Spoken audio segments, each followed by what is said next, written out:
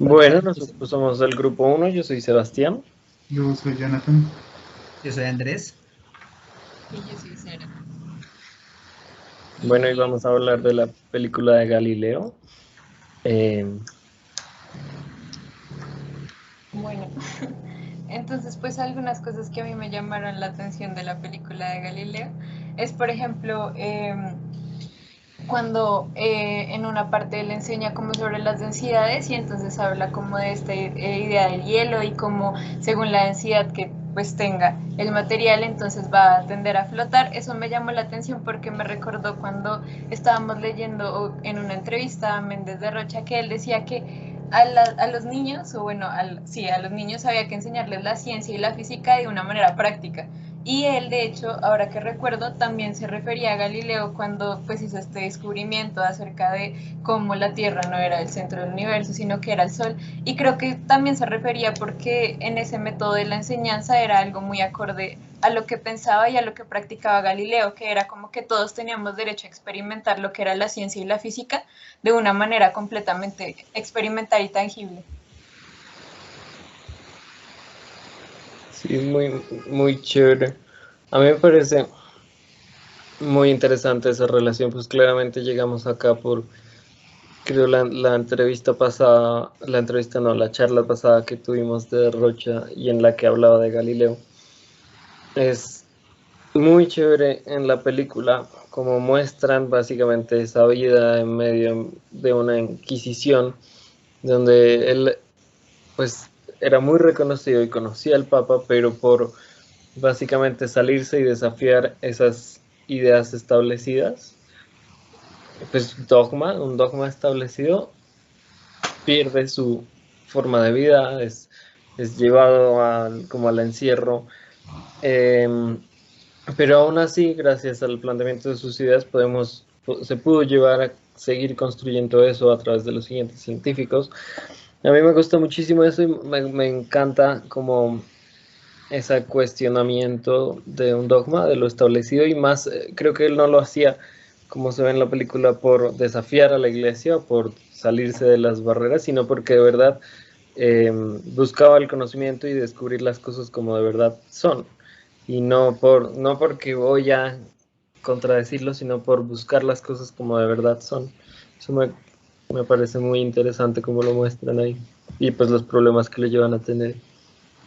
Porque sí es también como un problema que tenemos hoy en día, ¿no? Incluso que cuando uno se sale como de esas normas establecidas por la sociedad, entonces uno ya es una paria, un tabú, una cosa rara, como completamente aparte. Y pues todavía, incluso en el siglo XXI, eso es algo que pues sí he pensado mucho. Y sí, como con la película me recuerda eso, que no es como cosa ahorita, sino que es de toda la historia, como que quien se sale de lo establecido, pues ya lo tachan de loco, de raro, como eso no está mal. Entonces, y pues antes era peor, ¿no? Entonces, y pues eso es algo que me llama la atención, como pues sí los tiempos avanzan, pero aún así se siguen manteniendo tradiciones y pues no tradiciones necesariamente buenas, ¿no? Yo quería hablar un poco de eso que decía Sara y que me parece muy interesante porque, pues digamos, relacionándolo un poco con la película de Fitzcarraldo, que también pues la vimos, parece interesante como, digamos, él no podía como enseñarle a las tribus indígenas como con un lenguaje verbal, cómo explicarles cómo hacer las cosas, sino que como que él tuvo que ir conversando y mostrándole a las personas cómo hacerlas y pues digamos que en la película es impactante que como que se mueren dos personas, o sea, se mueren dos personas de la tribu, pues que ellos decían, hijo, pucha, estos manes nos van a matar, pero era interesante que, digamos, que al final se haya podido hacer como esa hazaña de mover y de pasar un barco de un río al otro, pues a través de ese aprendizaje que precisamente Sara dice que es experiencial, el man literalmente les decía, pongan este palo aquí, hagan esto, y pues con un sistema bastante complicado de polea se pudo. Entonces me parece chéverísimo eso de cómo la educación y de cómo se puede llegar a meter una idea a través de la experiencia. Digamos que sin ningún tipo de comunicación o de poder, sí, como de lenguaje común, poder lograr una hazaña como esa, pues es una cosa bastante interesante. Y más pues Ahí, por la topografía del río Amazonas y eso. ahí es muy chévere porque, por lo que dices, ¿no? O sea, por lo que dicen, Dar Rocha.